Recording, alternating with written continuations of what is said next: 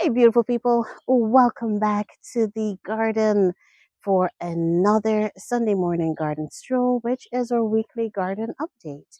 All right, it is cloudy today. Although it is cloudy, it is humid. It's like I'm walking through a bowl of jello, a warm bowl of jello. It's humid and sticky and not very pleasant, but it is overcast. So the sun, we have protection from the sun, right? So this garden tour hopefully should be a really smooth, easy one. So let me transition to behind the camera so that I can show you all of the updates right here in the middle of July. Okay, so I'm starting where we left off last week. Look at this, the hydrangeas. Listen, the hydrangeas are taking over the show, people. Look at this. This is a vanilla strawberry drooping in a container, but that's all good. I can tolerate a hydrangea drooping in a container versus drooping in the ground because the two looks are totally different. I'm going to show you the vanilla strawberry that's totally flopped over on the ground because we did have some rain, but I'm surprised at the amount of flopping because her stems are really huge, right? So I'll show you her in just a moment. All right, here is a quick sweep of what we are seeing in the garden today. Our unknown rose, that pink rose in the background, is up and blooming. The coreopsis are still in bloom as well. Now my hydrangeas that are in containers, look at this. No color yet. What? At least they have started to panicle up, right? So let me take you on in close. Right, we've got some beautiful panicles here. And now we are just waiting for them to join the party, right? These are limelight hydrangeas. One here and the other in front of it. And I'm surprised at how long these are taken to actually color up because they are planted here in full sun. All right, so I'm pulling back and I'll show you the other side of the garden really quick where we have the identical planting of the limelight hydrangeas in containers. Look, they too are still not in bloom yet. These are further along than the ones I just showed you, which is good, but still not covered in those nice white blooms that we're waiting for. Below the limelight right here, look at this. This is my little hottie, people. Stop it. My little hottie is looking so good. She recovered so well. I have grass growing everywhere. All right, but this little one, I was so worried about it when I had planted them in containers. Do you remember I removed these from under the dapple willow? They were all popped in containers so that I could baby them. And I'm so surprised at how big and full they have become. And because they were looking really stressed when I had planted them this spring. I wasn't sure that we would have had a hydrangea, but guess what? We do.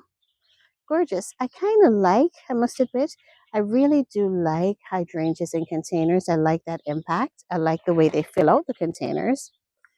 And yeah, I like the way they fill out the containers and their presence is just, nothing beats it, right? Okay, this ball of blooms right here, they are still closed, still early in the morning. This is our little Kim Rose of Sharon. I'll pull back so you can see all of her. She is covered from top to bottom with blooms and buds, right? A little later in the day, she will have those flowers will be open for us. Let me see if I can find one or two so that you're able to see how absolutely gorgeous she is. Look at this right here. A beautiful plant, beautiful flowers. The sad thing is, right beside her to the right is an identical planting, right? But what happened with this one? This one was damaged during the winter or last winter. And so it was stunted this year. No growth, as you can see, right? She's trying, poor baby, she's trying. My nurseryman suggested that, hey, leave her in the ground, let her do what she needs to do, and hopefully she'll rebound for us next season. And so I will do that. The glimmer of hope, and forgive me if I'm repeating this, but the glimmer of hope is that right here, I have a seedling. that has grown up beautifully and tall. See this? That is a new plant right there. And fingers are crossed that this is going to be the same little Kim, because I do have another rose of Sharon. And let me show you. That sits about 3 feet, 4 feet away from her. Never mind the lawn bags right there. You seen it? And seeds tend to travel. But I'm hoping that it is this little Kim that has seeded and that's growing right here, because that will mean that even if I do lose the larger plant right beside her, I do have a replacement growing in. Wouldn't that be awesome? Nature took care of that for me, right? Can't beat it. All right, let's head into the garden. The birds are saying good morning, right? It is hot, but it is beautiful. Right, just a quick sweep of the Rose Island that I show you every week, just so that you can see how the roses in my garden, how they're blooming, how they go in and out of blooms, and how they have been growing. Bring Me Sunshine is obviously one that just likes to give you a lot of love, right? So he always has blooms for you.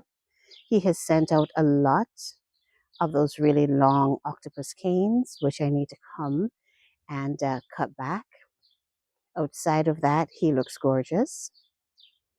The little limes, look at this, my little lime hydrangeas.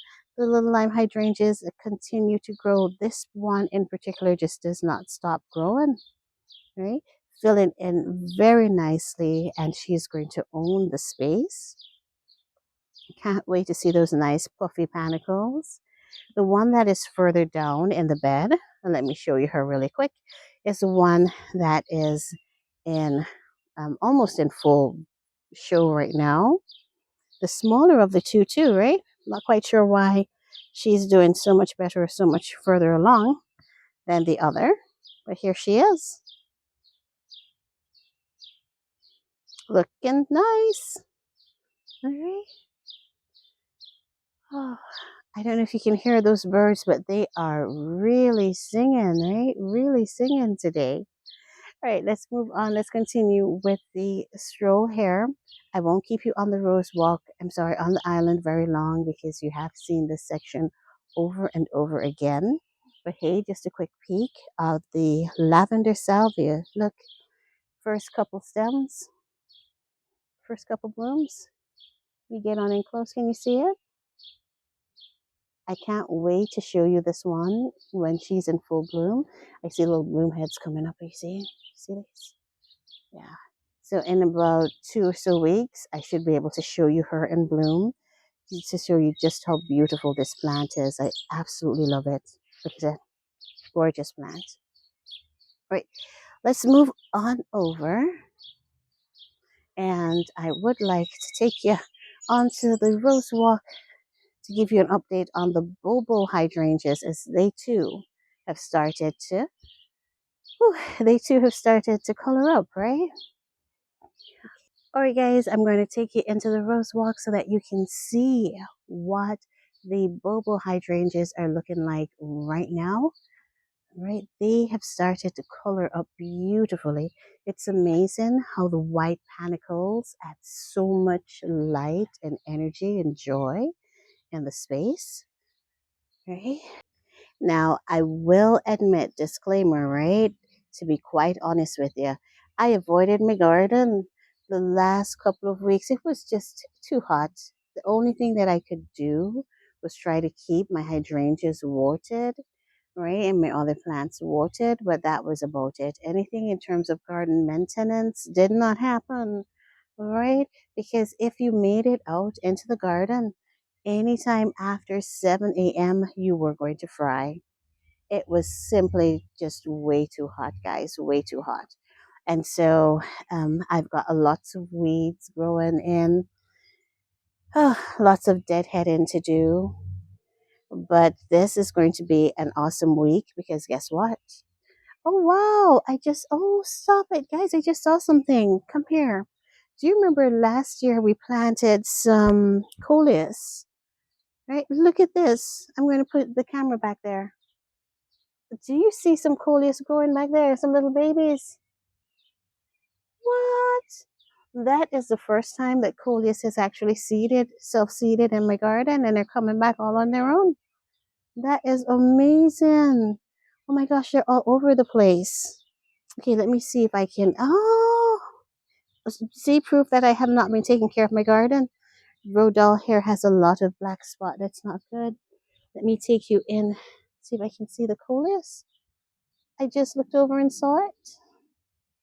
Let me see. Do you see that close to the wall? Yeah, I can't believe it. They're like one, two, three, four, five little seedlings of coleus there.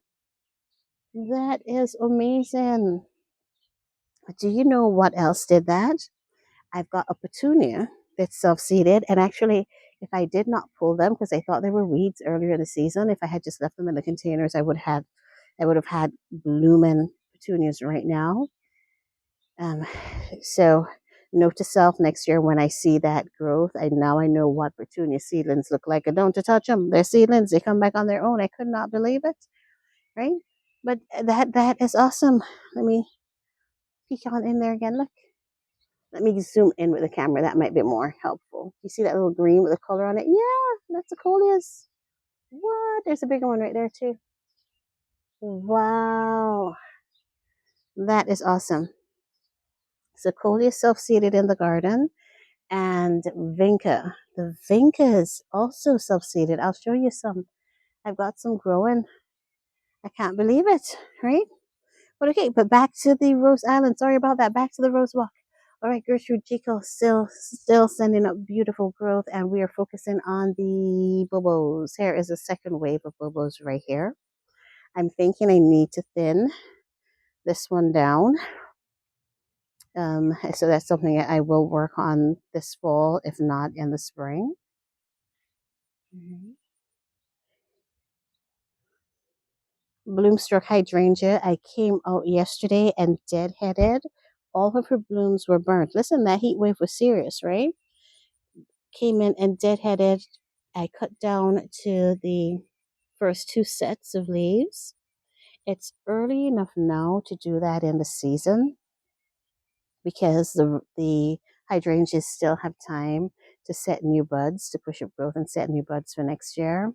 So we will have blooms for next year. Later in the season, I would not cut back. And I would not cut back deeply, even if I had to cut back, maybe just a little inch or so, but nothing really deep and extreme because I don't want to inadvertently cut off those buds to reduce my her flower power for next year. All right.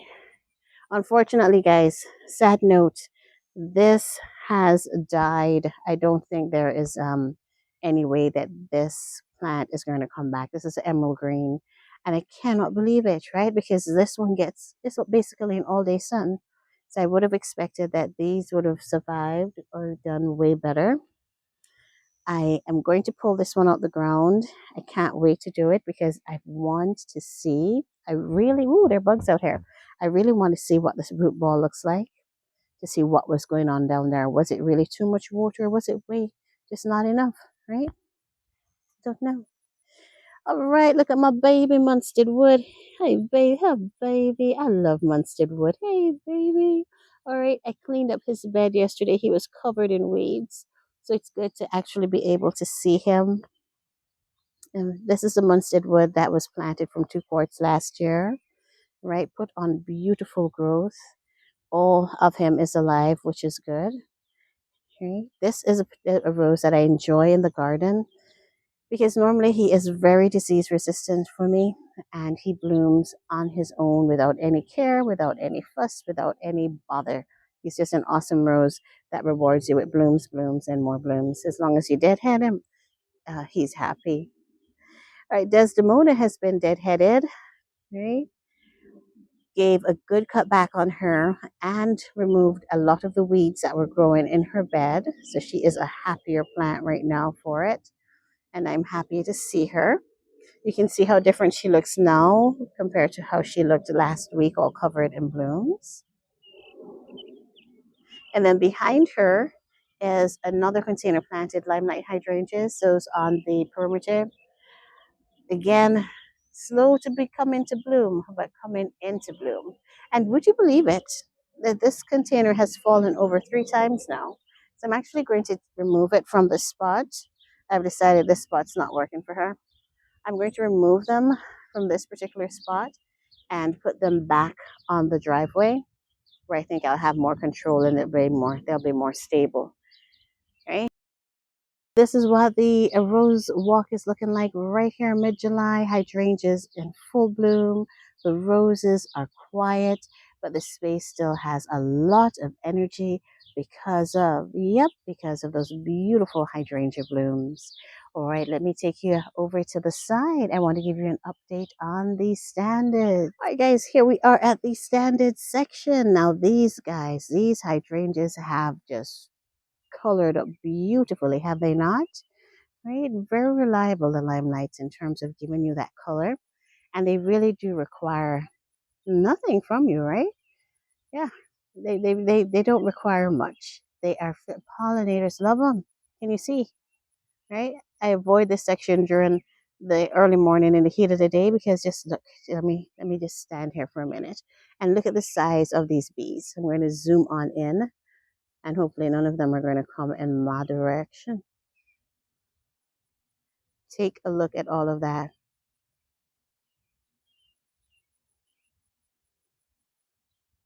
Do you see them? Right? And they are just all over. And I zoom back out.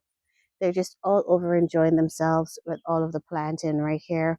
The only disappointing thing right here is the one that the vanilla strawberry. I thought this vanilla strawberry would have held up those canes a little bit better because they were so thick, right? Look at this. Really thick, really huge. So I expected her to hold up those panicles really well. But with the rain that we had the other day and the wind, right, she did flop over. I don't like that, but that's all right. She will look better in a container. I just showed you earlier when we started the video. I showed you a vanilla strawberry in container, and although she was floppy, she was still beautiful, right? Because in the container, they give you that nice impact. You know, they're just gorgeous. So, note to self: we've discussed this before. She is out of the ground, and she's going to be replaced with a more compact, short growing hydrangea that I think is going to do way better in the space. This section of the garden is pretty quiet right now. Da, da, da, da, da, da, da, da. This is da, da, da, da, da, da, da, the poet's wife. All right. So it's the poet's wife, a few blooms. And we've got one or two scattered blooms from Claire Austin.